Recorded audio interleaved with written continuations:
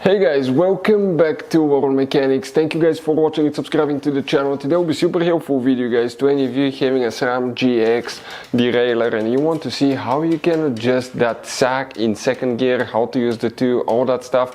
We'll cover that today guys. Very important information. If you don't do it right, you're going to mess up your rear cassette. You can stretch chain, it will shift really bad. It can actually downshift when you pedal back and all that stuff. Now before we start, let me tell you a little bit about us guys. Every single car we get here in the garage, we guys try to make at least 200 to 300 free repair videos. We take them completely apart. We show you how to do bodywork, engines, transmissions, engine codes, fuses, all that stuff guys. Why we do all that? Because our mission in the shop is to save you as much money as we can, and we guys have more than 14,000 free repair videos on our YouTube channels that can save you thousands of dollars in vehicle repairs guys. So check it out. So what you need to do now in order to adjust the sag in second gear guys. Okay, when you buy the SRAM GX derailleur, it will come with that too. If you don't have it guys, we can put a link in the description of the video below where you can get it from. It's not expensive. It says adjust in second gear sag. So how it works, you bring guys your chain in second gear from the biggest, the second cock from the biggest down, right? Now if I put this one here, watch now, between that canal, I'm going to install that on first gear and going to slide it over.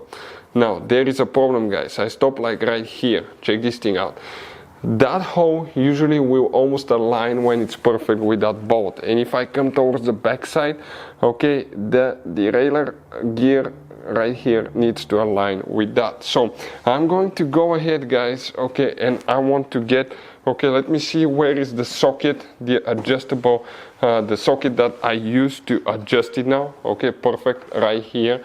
And we're going to go on this side over there. We're going to go ahead, okay, and we'll start unscrewing. Check this thing out now.